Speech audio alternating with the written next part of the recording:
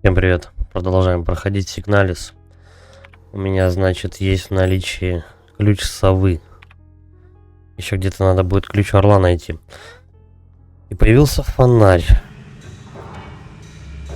Секунду.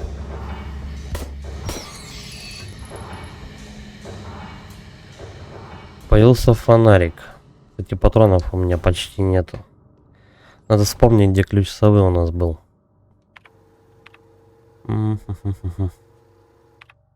Я не думаю, что его сюда можно применить. Тут, наверное, что-то другое должно быть.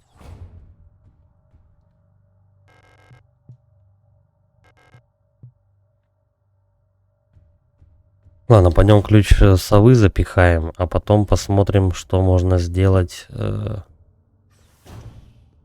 комнатах, в которых у нас нет света. Все равно сверху вниз все придется обходить. Какие же комнаты у нас без света-то остались?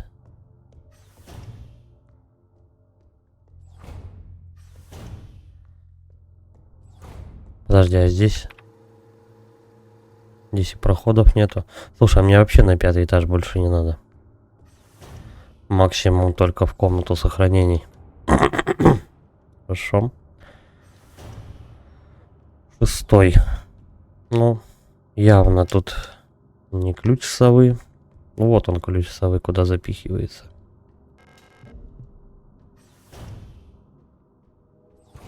Ну, хорошо, хоть комната тупиковая. Шокер.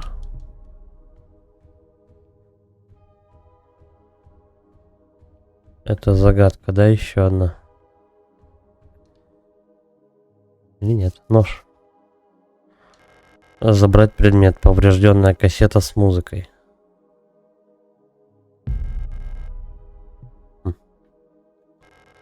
Портативный аудиокассетный плеер. Кто-то пробил его ножом.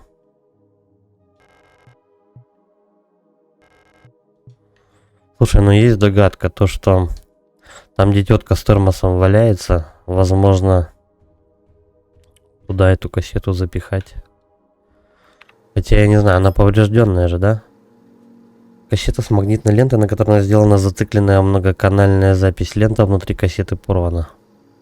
Ее сначала склеить надо чем-то.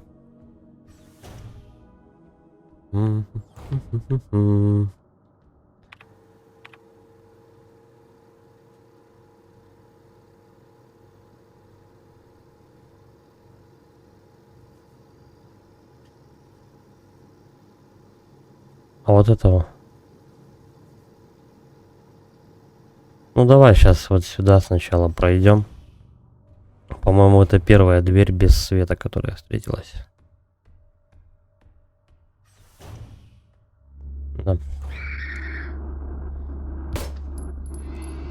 Вот поэтому я не хотел сюда идти, потому что без света тут можно грести как следует.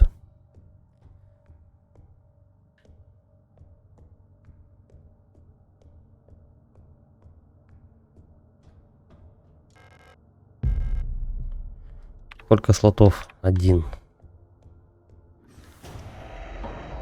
Ой, там кто-то вылез еще. Стрельбище. Патроны. Все, их она и места нет. Ну, тут все равно, по-моему, ключик нужен. Клейкая лента, блин. Как раз.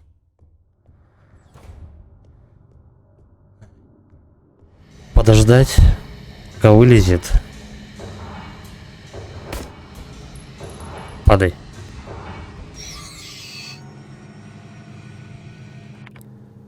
Один патрон, а? Кошмар. Так, ладно. Пистолет, возможно, придется сейчас выложить еще. Комната сохранения у нас есть на этом этаже? А на 7-м?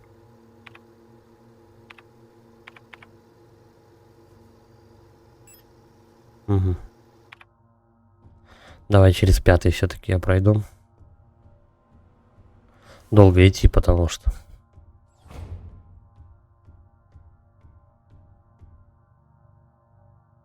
В комнате с совой у нас только кассета была. просто обдумываю, так сказать, план дальнейших действий. Так, мы выложим сейчас автоинъектор, шокер, пистолет и возьмем дробовик. Отбиваться особо больше нечем. Это что такое? Пашка. Это врагов поджигать, которые прям назойливо вставать будут в комнатах.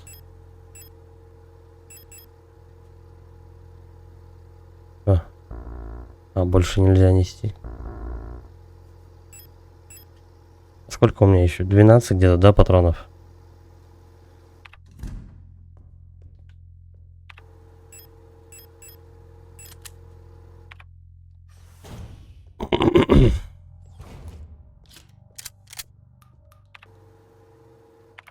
Типа того.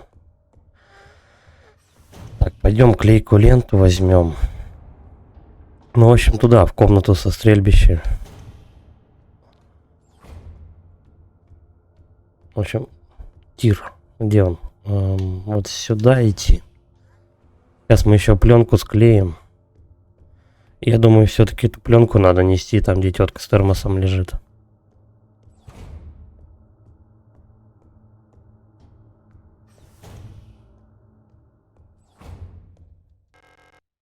Тоже забираем. Оружейный ящик. Да ё-моё.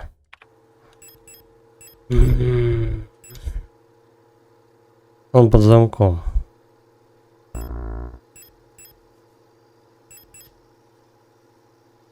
Закрыт на маленький навесной замок. Пошли выкладывать, что я могу сказать.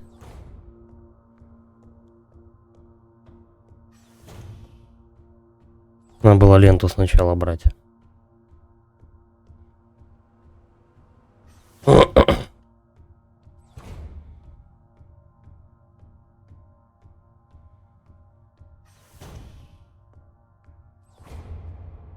Ладно, тут недалеко. Ля-ля-ля. Скорее всего, в этом ящике у нас револьвер.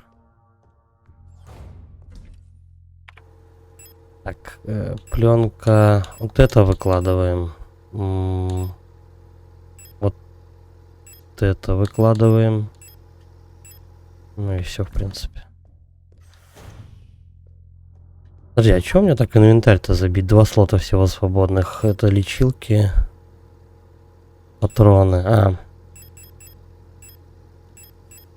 Фонарик не является у нас этим как предметом. Все, пошли за лентой наконец-то.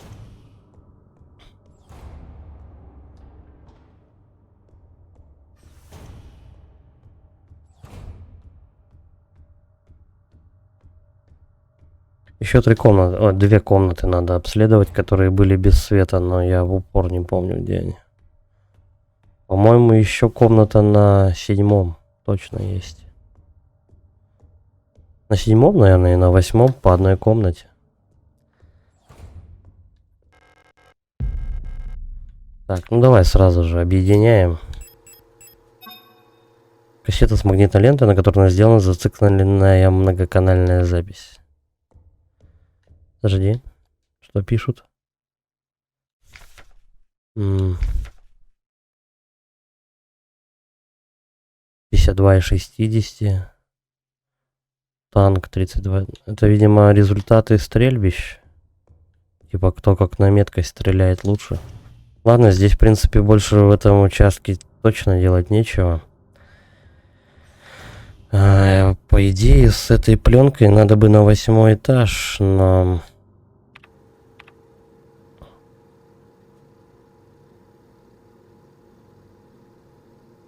на 7-м, в принципе, делать нечего. На 6-м, точнее. Пошли тогда на 7-й.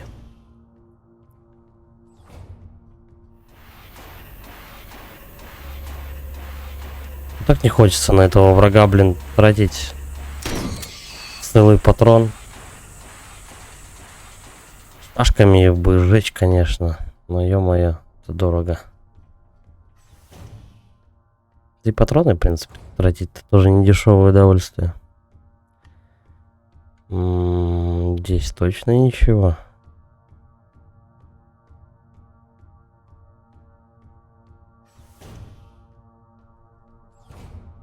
Шестой этаж.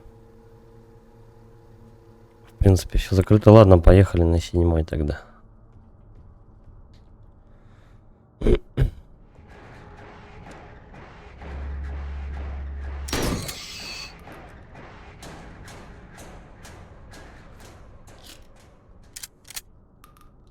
По-моему, здесь комната была без освещения, да.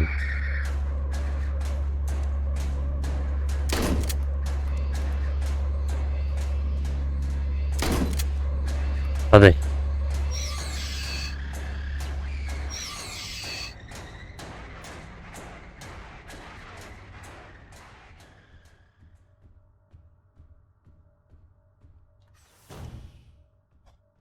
Отстрелялись. Чё орёшь-то?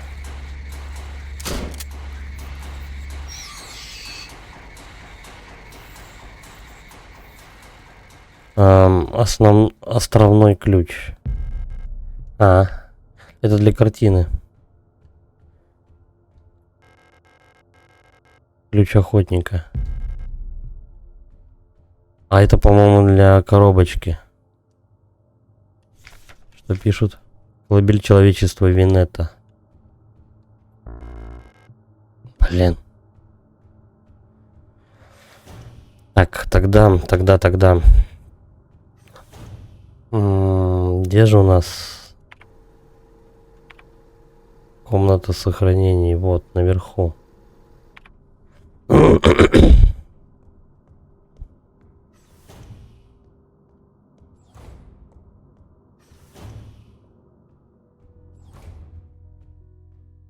Давай посмотрим, что можно выложить.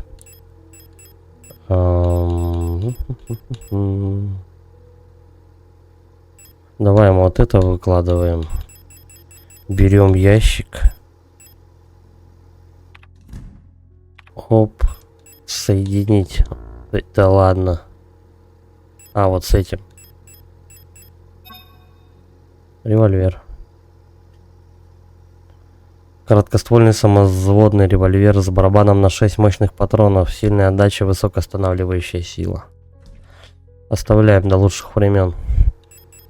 Так, теперь надо к картине подойти, но еще, к сожалению, с собой надо будет еще таскать пленку.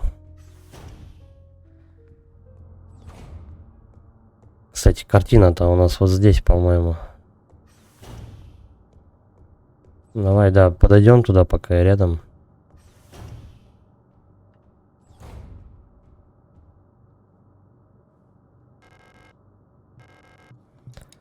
Что же он такого открывает?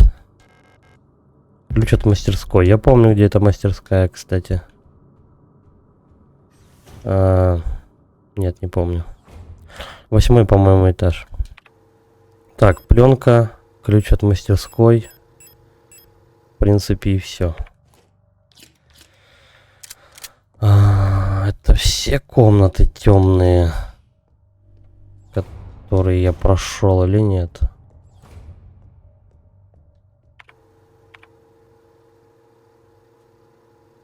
Здесь вроде все.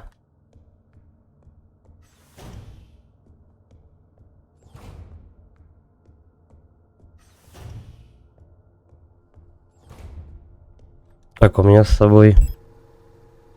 вроде все, что нужно.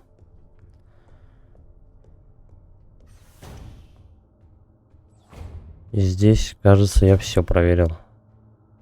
Еще патроны для пистолета. Сколько их штук? Па-па-па-пам.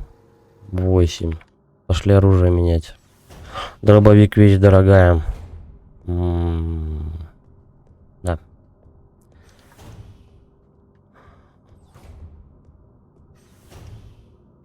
Дробовик будем использовать в крайнем случае. Так, выкладываем это. Блин, не то. Ладно. Вот это выкладываем. Ой. Мы берем с собой пистолет.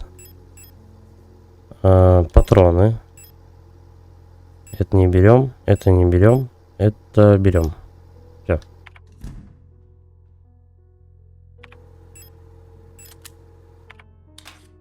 Плюс еще один слот свободный. Проверяем. Ключ от мастерской, пленка. Все. И на 8-й этаж. Кстати, тут все.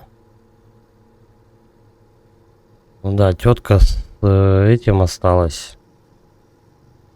Здесь что-то еще. Короче, тетка с термосом осталась и мастерская, да?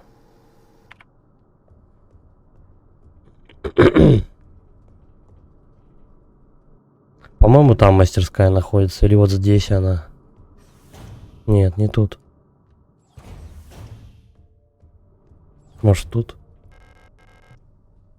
Нет, тут библиотека вообще. Тут света не было. Ладно, раз уж нападает, давай стрелять.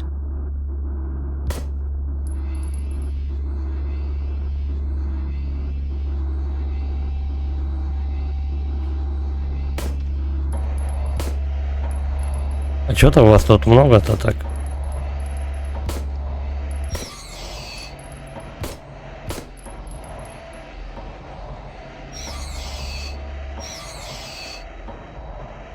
Капец, какое-то нашествие зомби просто.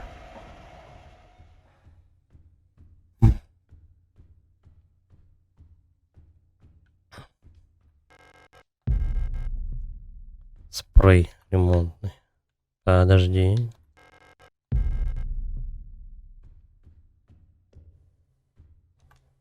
Ладно, я хотя бы третью темную комнату посетил. Боевой ТТТ. За каждым коллективом специалистов по технике безопасности наблюдает контролер. Чаще других для этого используются реплики типа аист. Благодаря удлиненным ногам аисты стали одной из самых высоких моделей, наблюдая за ситуацией с высоты птичьего полета. В буквальном и переносном смысле. Они всегда готовы направить приписанных к ним специалистов по технике безопасности и скоординировать работу. Благодаря своему серьезному и суровому поведению, которое, правда, некоторые считают слишком жестоким, или жестким, и даже жестоким, они стали идеальными кандидатами на роль решительных стражей порядка. Ну, высокий рост это не значит то, что она прям все видит. Че они все валяются? Так, это еще ниже. По классике. Это что? Опять надо идти.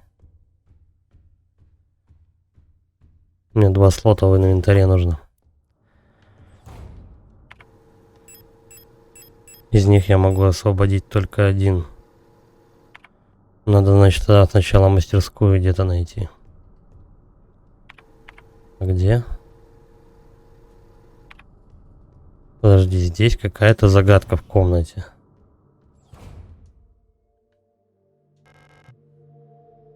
Ротфронт, ледяной спутник крупнейшего газового гиганта, до сих пор находится на стадии формирования климата. Модель Солнечной системы, которая отражает текущее относительное положение населенных миров в ней. Итиш, Красная пустыня. Имперский флот пока удерживает его, но он будет освобожден. Винета, океанический мир, разоренный войной. Когда я закрываю глаза, я слышу звук океана. Хаймат, резиденция нового правительства нации. Говорят, там в небе видны кольца газового гиганта. Очень красиво. Ленг, именно здесь располагается Си-23 Серпинский. Мне что-то надо тут с этим сделать или что? Буян, где над ядовитыми облаками парит имперский дворец.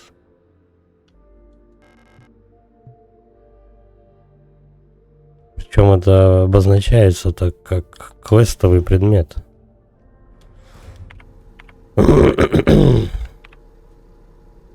Ладно, пойдем туда к тетке, которая тут. А, подожди. Комната. А, здесь библиотека. А вот тут, по-моему, закрыто.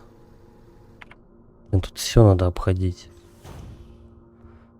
Где-то здесь ключ калибри, хорошо. Мастерская где-то должна располагаться.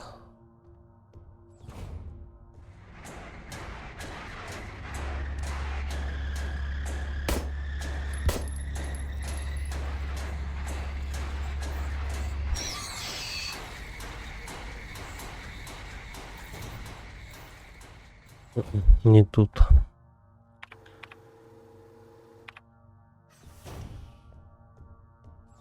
А, там ключ орла нужен. Это я вспомнил.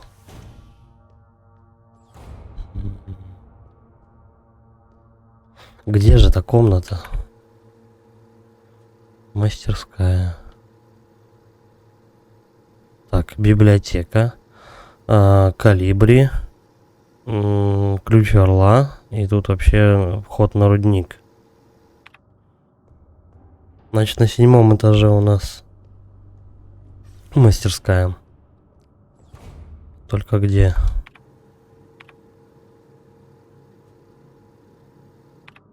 Может быть, в закрытых дверях где-то?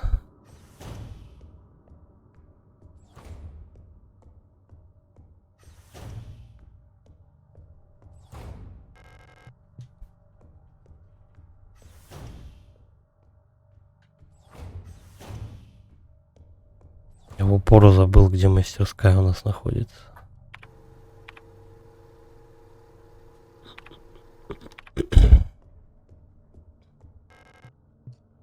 А игра сейчас начнет наказывать за беспамятство. Ладно, пойдем к тетке, короче говоря.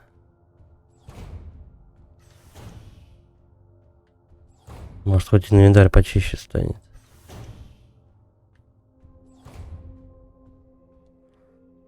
Так.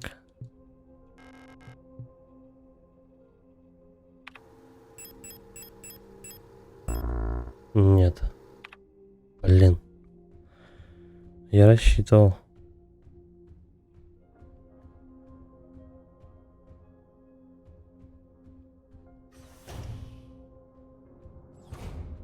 Тогда что-то вариантов пока нету вообще. Куда эту магнитную ленту применить? Короче, я потерялся походу. Подожди. У меня 2 патрона опять.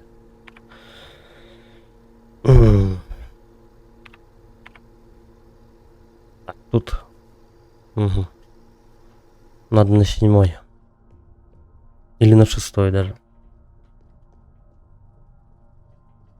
Где-то надо мастерскую искать.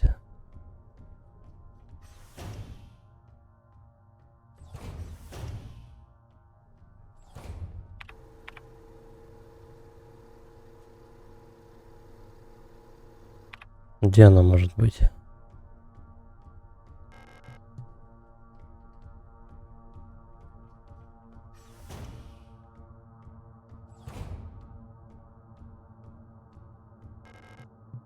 Я помню, что примерно приблизительно комната мастерской где-то вот подходишь, и вот какой-то раз вот такая дверь.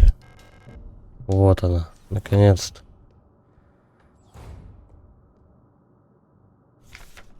Известные проблемы с репликами, часть 2. Секретная информация только для командования. Прежний опыт работы с этими моделями реплик показал ряд странностей в их поведении, причины которых кроются в исходных нейронных структурах, использованных при создании этой модели. Данная информация конфиденциальна, поэтому настоящий документ должен быть уничтожен после прочтения. Стар. Несмотря на обычно сдержанное поведение, Штары выстраивают жесткую внутреннюю иерархию, и это важно учитывать при присвоении модулям офицерских званий. Отказ в повышении уважаемого модуля или повышение модуля низкого статуса может привести к некоторым трениям в общежитиях. При определенных обстоятельствах в группах штаров устанавливаются правила, подразумевающие физические наказания.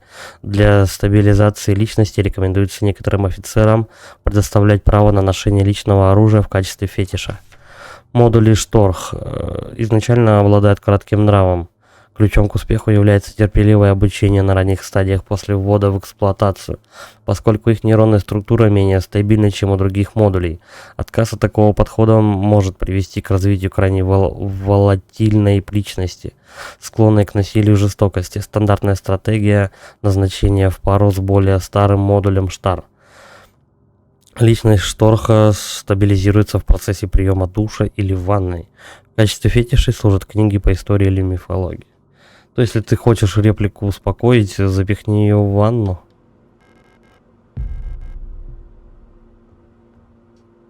Странно.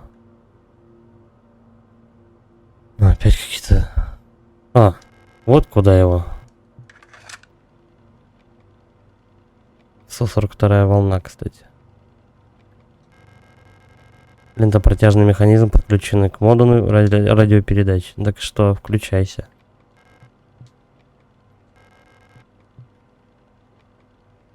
Что тут нажать-то надо? Маленький модуль для радиопередачи. Он настроен на передачу сигнала лентопротяжного механизма 142 килогерца. Так это все, что нужно тут сделать? Точно? Ну, кажется, да. Значит, давай радио включать. Потому что здесь я каких-то действий не вижу. Вот так. Потом... Вот так. Включить радио. И на 142.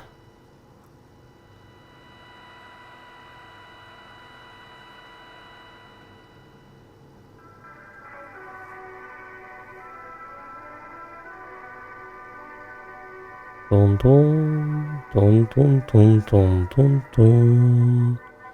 Опять классика играет.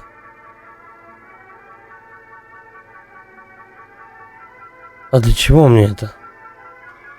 То есть я тащил кассету, склеивал ее с лентой. Для чего? Просто чтобы это послушать и все. Зацикленную запись классической музыки.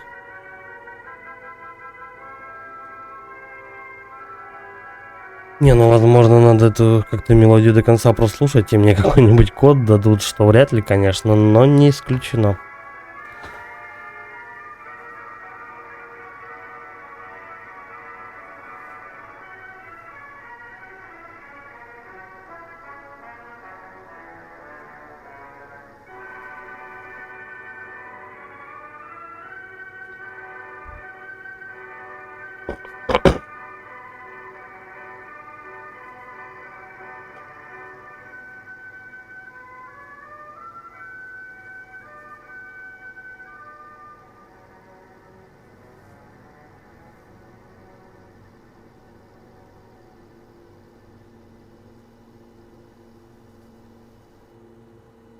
Это все? Да, и по кругу пошло. И зачем мне это надо было? Подожди. Прослушивание музыки же там, да, вроде было написано? Ванна там, что-то такое. Возможно. Среди дефектно-печатных плат валяется паяльник. Включим музычку, вдруг они успокоятся.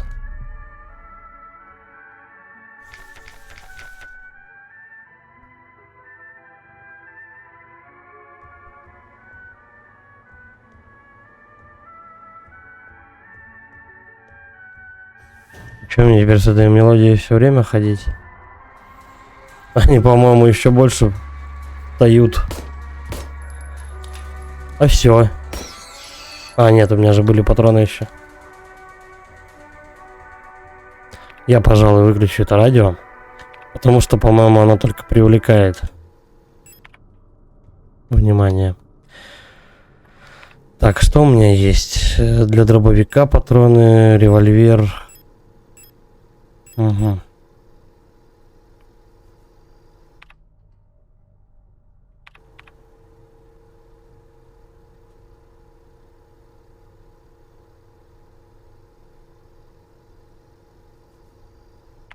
Давай-ка мы повыше выложим лишнее.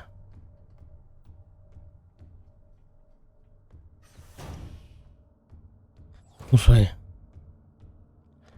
а что если музыку включить прямо перед теткой, которая с термосом лежит? Точно. Подожди, 7-й этаж нужен для начала. Лишнее из инвентаря надо выкинуть.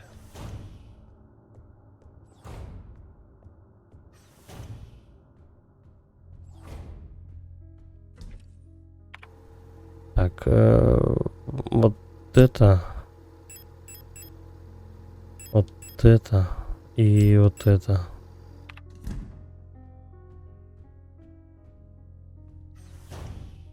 Проверим насчет музыки. Она действительно везде работает.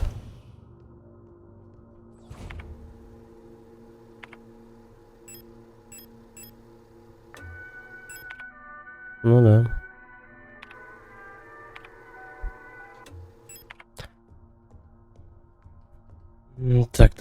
Так. Вниз, еще вниз. Пошли к тетке. А я все обошел вообще в целом-то. Не хотелось бы чего-то пропустить. Так, здесь ключ орла, калибри, вход на рудник, еще что-то. Здесь у нас комната сохранения, здесь закрыто вообще. И здесь закрыто. Тут тоже все позакрыто. Ключ от почтового ящика требуется. Ладно. Пойдем для начала к ней тогда. Может, встанет она или наоборот успокоит всех.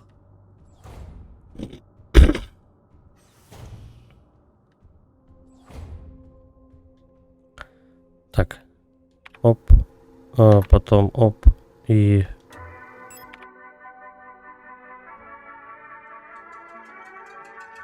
решена головоломка.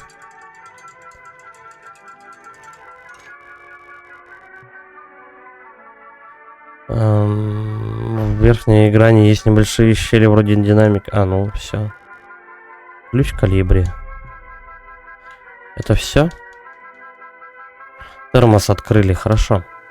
Так. Выключаем радио. Больше не пригодится. Сейчас, наверное, враги будут вставать еще.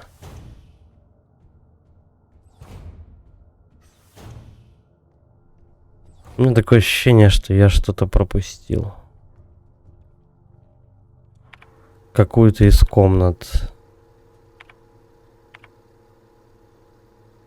Так, здесь у нас крутятся эти планеты. Калибри, ключ вот сюда. Ключ орла неизвестно. Вход на рудник. Здесь у нас... Тут вот что. Хотя подожди, у нас же что? У меня кроме ключа калибри-то вообще в целом больше ничего нету. Все какие-то предметы или комнаты, куда бы я мог попасть, но не мог, требовали ключ бы.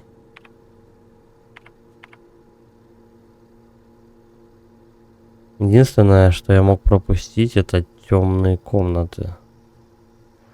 Так, у нас одна комната, это получается была оружейная, другая была с проходом. Хорошо, вспомнил. И третья была там, где много было монстров. Все тогда по комнатам, все. Да, слушай, только калибри.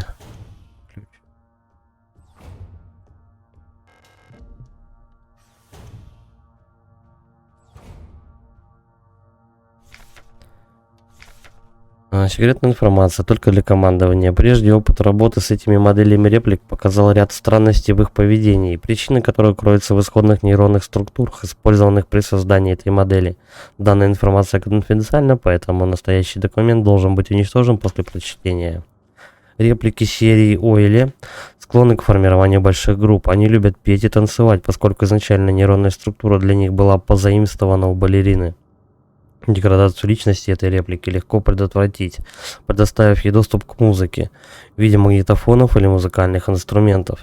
Всегда размещайте в общежитиях для Ойли хотя бы одно зеркало, потому что они испытывают сильную потребность в регулярном контроле своего внешнего вида. Личность реплики Ойли стабилизируется путем приведения себя в порядок и постоянного социального взаимодействия. Ойли часто самоорганизуются в группы примерно по 10 модулей и дают друг другу тематические клички. Хотя ары выглядят тихими простачками, не стоит их недооценивать. Хоть они это и не показывают, они осуждают тех, кто ведет себя грубо и недружелюбно и поделятся своей оценкой со всем своим коллективом. Ары лучше всего уживаются с репликантами из серии Ойли, которые отличаются терпимостью и дружелюбием, а также умеют определять настроение ар по выражению лица. Ары часто под обычными полами и стенами прокладывают сервисные туннели, доступ к которым имеют только они. Нестабильные модули могут уходить в эти туннели. Пытаются извлекать их оттуда не рекомендуется их оттуда извлекать. Лучший способ стабилизации личности ары предоставлением доступа к растениям, о которых они могут заботиться. Лучше всего для этой цели подходят яркие цветы или деревья. Серьезно, репликанты как мыши прячутся в тоннелях? Это странно. Как минимум странно. Так, ладно, шокер есть. Это что? Ключ орла. Отлично. Присматривайте за Адлером. Он что-то от нас скрывает. В его дневнике ничего не оказалось, но когда я прощупала его разум, там оказались воспоминания о модуле СТР, работающем на Серпинске. Никакой информации о том, что там когда-то использовались такие модели реплик, нет. Когда-то недолго рассматривался приказ одному модулю о проведении исследовательских работ в шахте, но из-за болезни командира он так и не был подтвержден. Ну, ладно, будем смотреть. Калибри. Командная биорезонансная реплика. Специалист 6-го поколения. Опять же, пули непробиваемый. Рост 152 сантиметра. Калибри, чудо современных технологий, стали самым полезным биорезонансным модулем за всю историю их производства. Каждому модулю Фальки, стоящему во главе протекторов, помогает коллектив адъютантов Калибри, который усиливает его биорезонансные сигналы, а также излучает собственные. Несмотря на хрупкое телосложение, Калибри стали одним из самых эффективных протекторных модулей. Они могут оказывать непосредственное влияние на умы реплик и гештальтов, извлекают информацию невербальными способами и мгновенно обмениваются между собой данными с помощью всех органов чувств.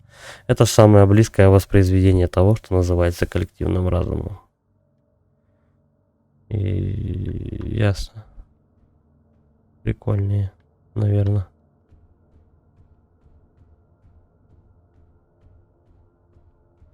Сюда сходим? Ну давай, потом. Ё-моё. Я не увидел волну. 0.85.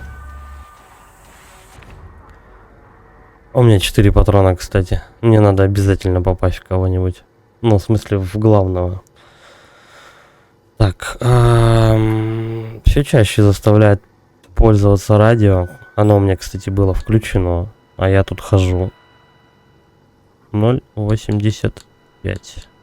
Оп. Вот так. Полетели.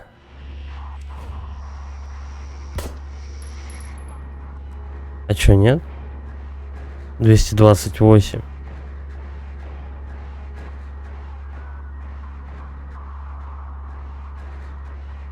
Ага. Поменялось, да? Блин, -1 патрон. 228. Показывали 85.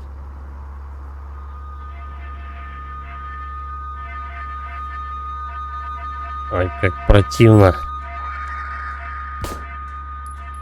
Не оно.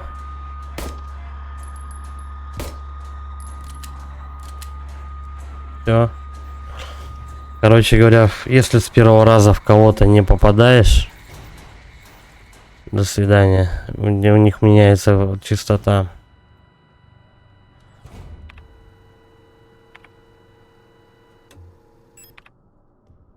Всё, патронов нет. Что ж.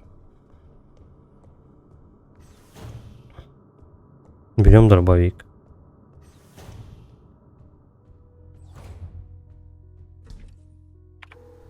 Надо было сохраниться перед походом.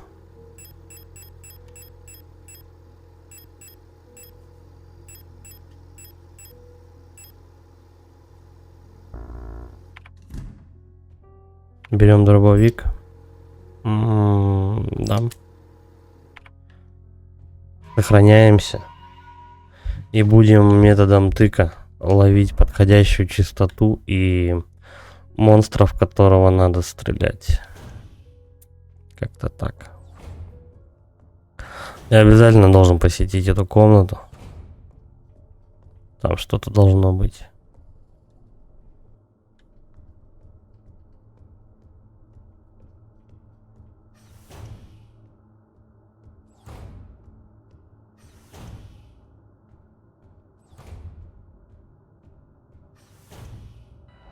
$160. Подожди, точно 160? 160, хорошо. 160.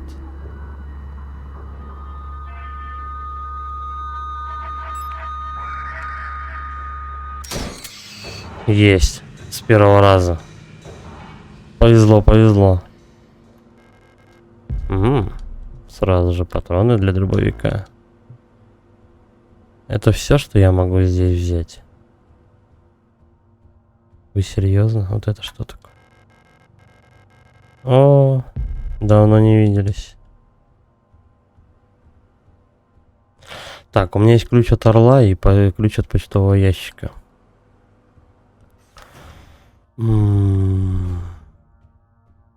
Забава в том, что чем больше я двери открываю, тем больше у меня предметов дается. Давай тогда мы вот так сделаем.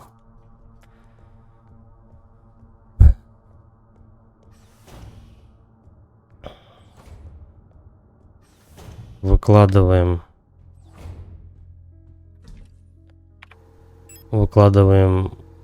вот это.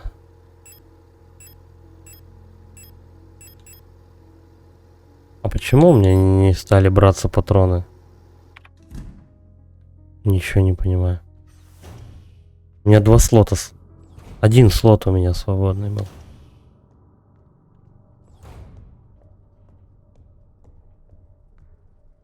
Ой. Куда это я?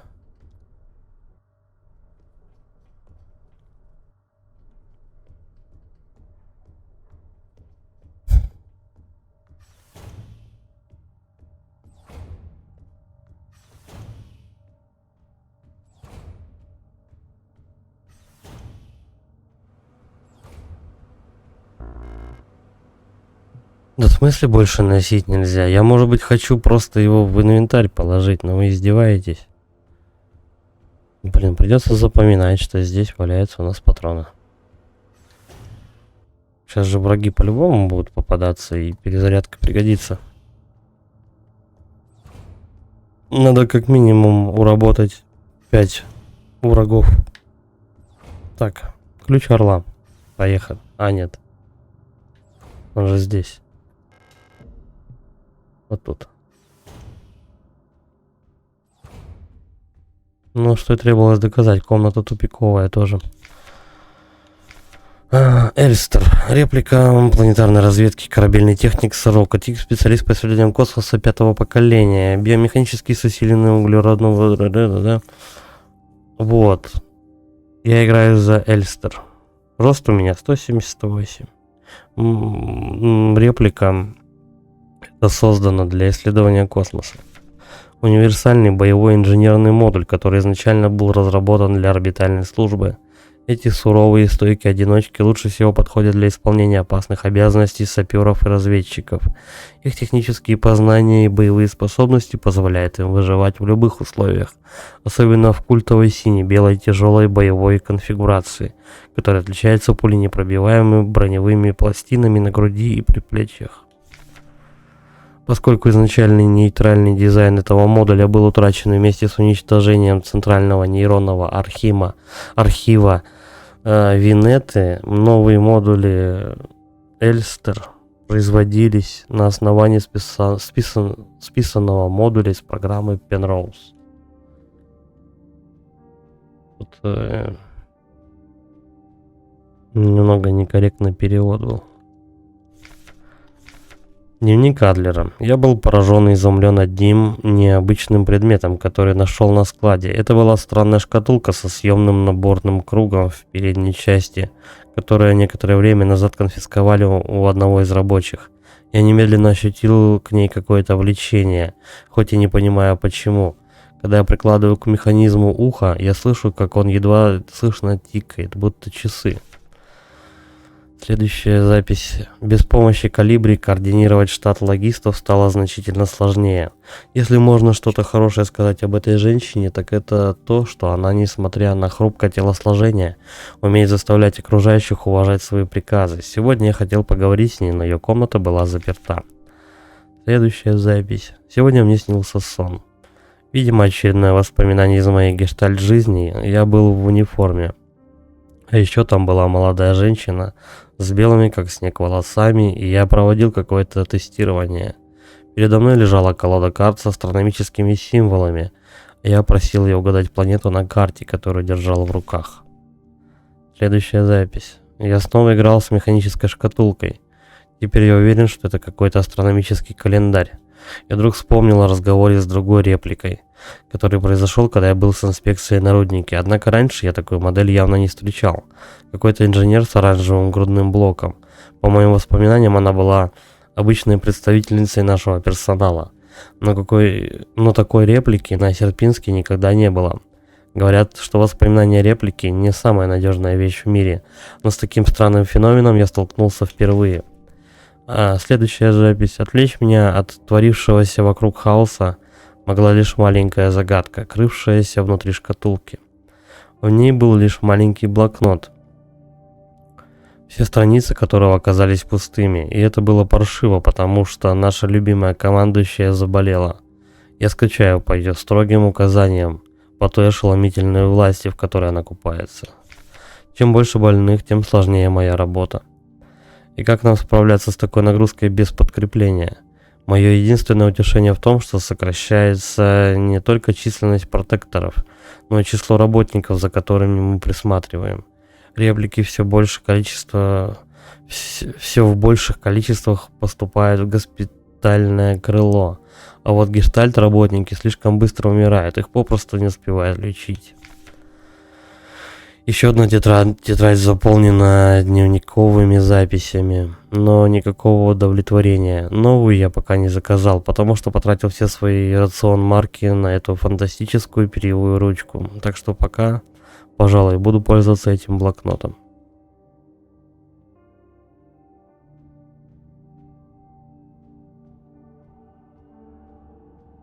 Ну и все, тут только стол можно осмотреть.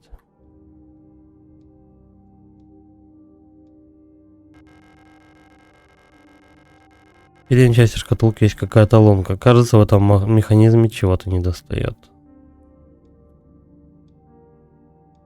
Это все, что мы можем тут посмотреть, да? Ладно, спасибо хотя бы, что предупредили, что надо какой-то предмет запихнуть сначала, прежде чем вращать. Так. Где у нас лифт? Кстати, а давай попробуем вот прям нажать вот сюда в наглую пройти. Ключ администратора.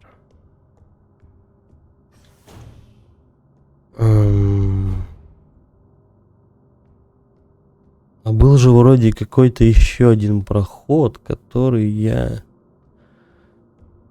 не стал заходить. Он то ли вниз ведет. Или мне, блин, память подводит. Тут калибри.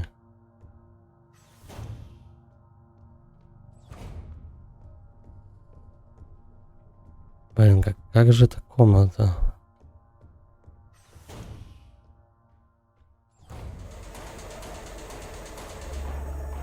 Вот здесь проход был, точно.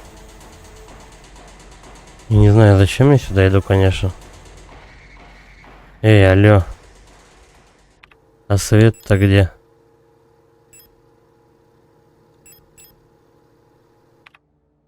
Не включается. Отлично.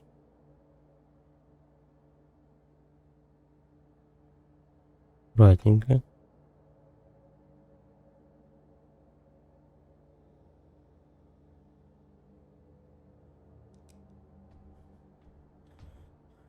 Персонаж какой-то сидит. Дальше него мы не пройдем.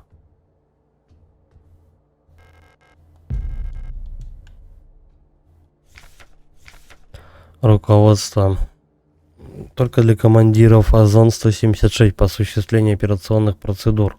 Операционная психология, чтобы надежно обеспечивать безопасность нашей нации. ОЗОН должно разработать и внедрить процедуры и технологии для обеспечения полного контроля над всеми репликами, состоящими на службе нации. Операционные процедуры, разработанные с учетом особенностей операционной психологии, одинаково высокоэффективны для управления как репликами, так и гештальтами. Главное преимущество реплик над гештальтами заключается в их предсказуемости. Все недавно пущенные в эксплуатацию реплики какой-либо модели практически идентичны как физически, так и психологически, поскольку все они обладают одинаковыми воспоминаниями, полученные в одинаковых условиях. Но новый модуль Ойли будет всегда одинаково реагировать на одни и те же раздражители. Однако по мере попадания модуля в новые ситуации, его поведение начинает отклоняться, исходя от исходного паттерна. В некоторых случаях это может снизить эффективность модуля и его несоответствие конструктивному назначению. Это называется деградация личности. Объемные массивы частной информации о жизни гештальта, на которой базируется каждый нейронный паттерн, позволяет нам гарантировать оптимальное и единообразное развитие каждого модуля после его пуска в эксплуатацию. Проще говоря, наша первичная цель заключается в сфокусированной манипуляции индивидом с целью как можно дольше гарантировать его минимальное расхождение с исходным паттерном и, следовательно, его продуктивность, лояльность, а также покорность. Этот процесс называется стабилизацией личности. Стабилизация может осуществляться разными способами и обычно принимает форму регулярных занятий или фетишей, которые отвлекают и успокаивают реплику. До развития биорезонансных технологий, которые позволяют осуществлять масштабный поведенческий контроль напрямую, методы операционной психологии остаются наиболее надежным способом управления как репликами, так и гештальтами в интересах обеспечения национальной безопасности. Что-то я ползаписки вообще о другом думал.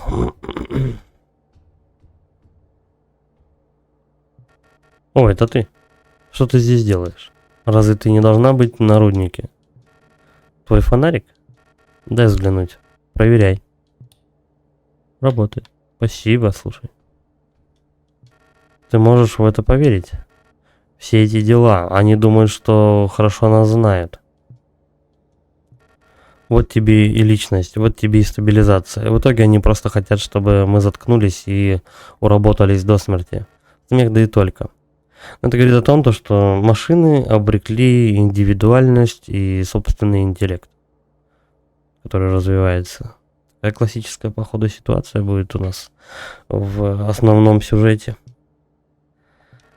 Что значит не помнишь меня? Ты что, головой ударилась? Я остаюсь здесь. К работе я не вернусь ни за что. Ну и сиди тут в подвале.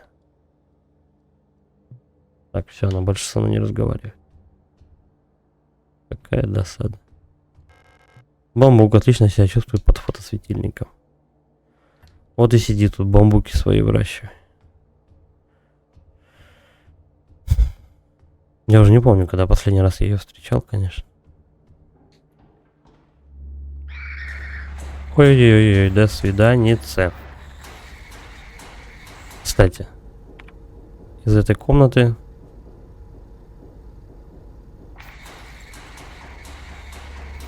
Блин, не хочется стрелять в нее. Пусть она себе там ходит. Но эта комната, получается, вот я стою. Или нет? Ладно. Неважно. У нас есть лишнее... Вот это ж... Какого? Лишний... слот в инвентаре закрытый.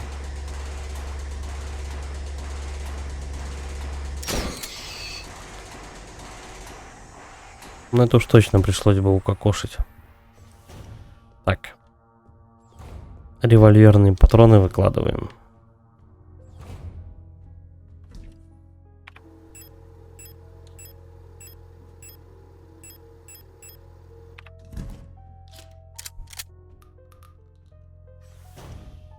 Так, помню, что у меня еще в калибре валяется. Блин, а сколько там патронов, кстати?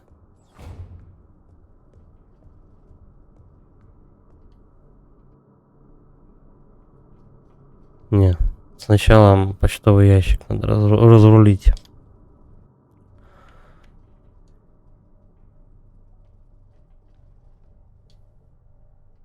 А что, выше никак?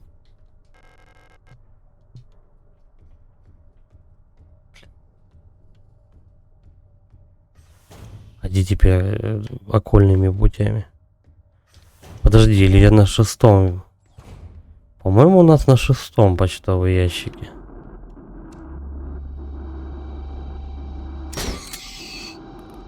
Пик.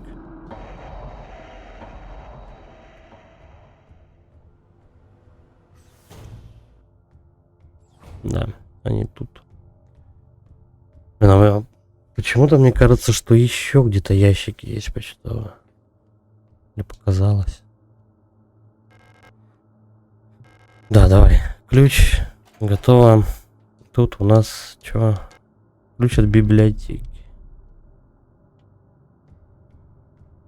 А не подскажете, как пойти в библиотеку в 3 часа ночи?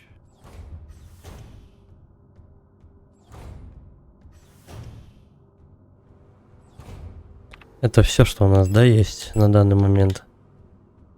Ну, библиотека у нас на 8-м этаже.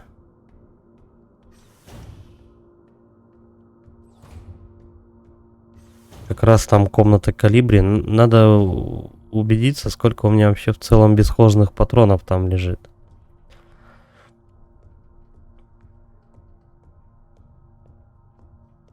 Еще ниже.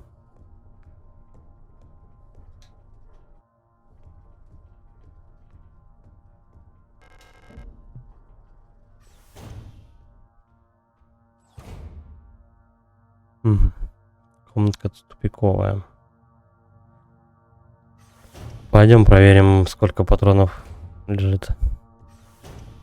Вдруг там действительно только один остался.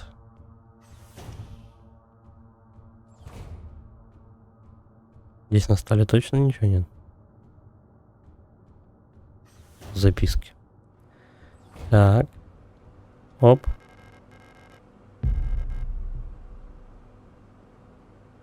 Да, такое ощущение, что тут действительно только один патрон лежал. Ну все, теперь я спокоен.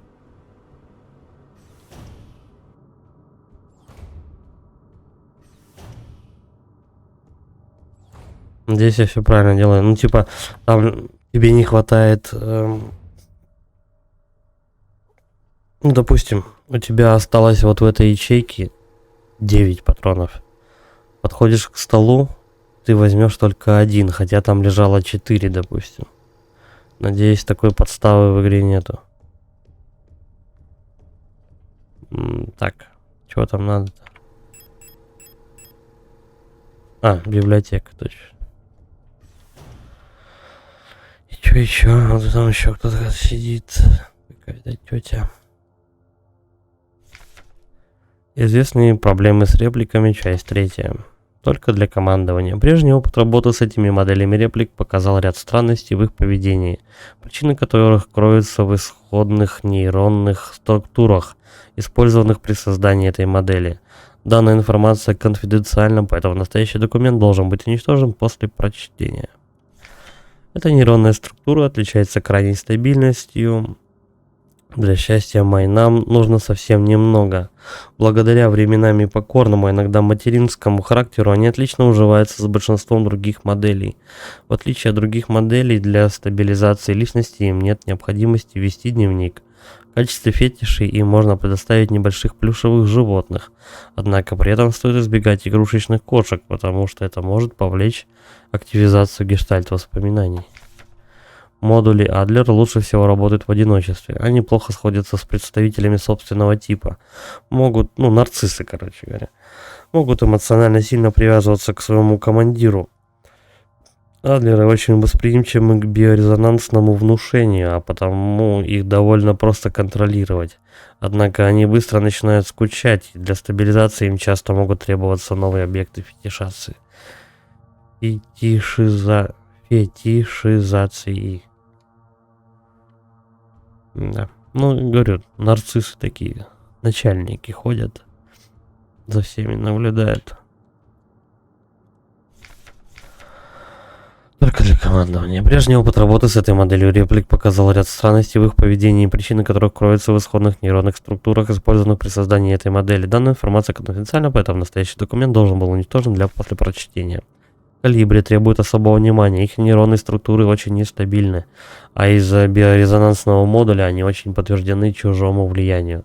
Так и большинство биорезонансных индивидов Калибри часто подсознательно создают петли эмоциональной обратной связи, которые имитируют эмоции окружающих и транслируют их обратно, таким образом действуя в качестве своего рода усилителя. Калибри обучаются распознать такое поведение и избегать его, однако уже нестабильные модули иногда могут постепенно опуститься до деградации личности. Из-за биорезонансной связи развития нейронных структур у Калибри подвержена местной вариативности, чем у других. Меньшей вариативности, чем у других моделей. Постоянный обмен воспоминаниями и эмоциями между модулями внутри категории создает своеобразную сеть безопасности, которая блокирует экстремальные изменения. Однако, когда большинство модулей в категории деградируют, они уведут за собой и оставшихся реплик. Поэтому очень важно списывать модули Калибри. Я уже устал читать, походу. При первом же обнаружении признаков деградации для стабилизации личности Калибри следует предоставлять доступ к богатой библиотеке. Тут Калибри как раз ваша и сидит. Нестабильная вся. Ремонтный спрей. Слушай, у меня уже аптечек этих много. Это радует. Калибри, ты кто? Ты не из нашего персонала. А можно сразу же диалог, не выходя из этого диалога, можно сразу его продолжать. Остальные сильно изменились. Мы больше не поем в унисон. Опять вылетает из диалога. Раньше я могла читать их мысли. Мы были единым целым. Вместе мы управляли ими всеми. Но теперь я больше не понимаю, о чем они думают. Я никогда не ощущала себя такой одинокой. Они все еще вместе, и я здесь одна, и они меня к себе не пускают. Я больше не могу выносить их песни. И здесь единственное место, где я ее не слышу. Только здесь я в безопасности. Она слушает где-то, кроме библиотеки, она слышит какое-то пение. Не знаю, я, по-моему, все радиочастоты радио прошерстил, никакого пения особо. Классику слышал. Писк противный слышал, пение не слышал. Я так больше не могу. Хотела бы я стать такой же, как они. Тогда бы я больше не мучилась одиночеством. Ненавижу это чувство.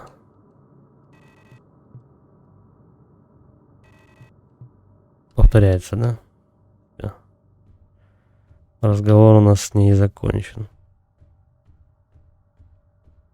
Ну вот там кто сидел, какая реплика сидела возле цветов, они скорее как отшельники, эти наоборот социально не очень уравновешены, психически типа не очень уравновешены, социальные вот эти вот калибри. В общем, все такие индивидуумы прям вообще... Ой, господи, что это такое? Ошибка калибровки, перейдите на ручное управление.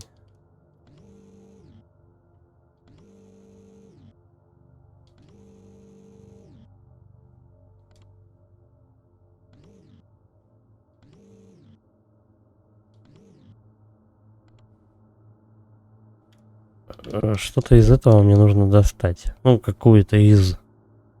Ну, наверное, вот это, которая больше всех цветом выделяется. Очень похоже на ключ администратора. Жижу, жижу.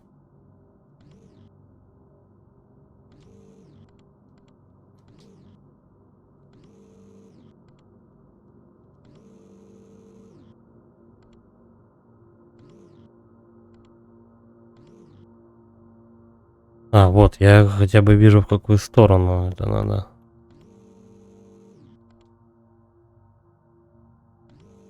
Так.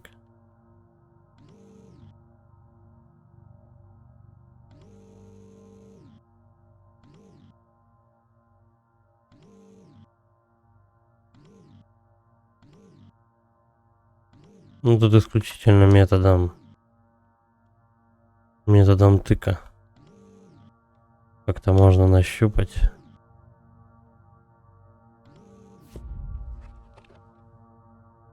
Вот, все.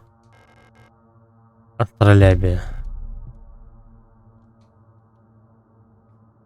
Это для шкатулки нужно. Да. Совершенно верно. На задней поверхности устройства есть приспособление для установки более крупный механизм. Я заметил.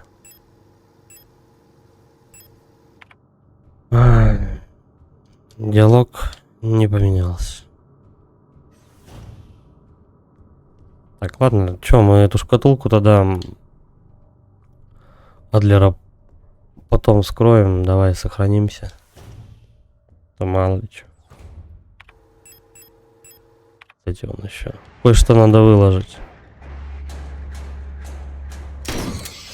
Несется еще так уверенно. Ты смотри, какая.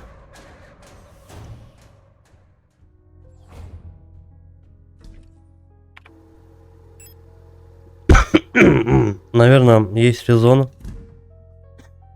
их сжигать возле комнаты сохранения.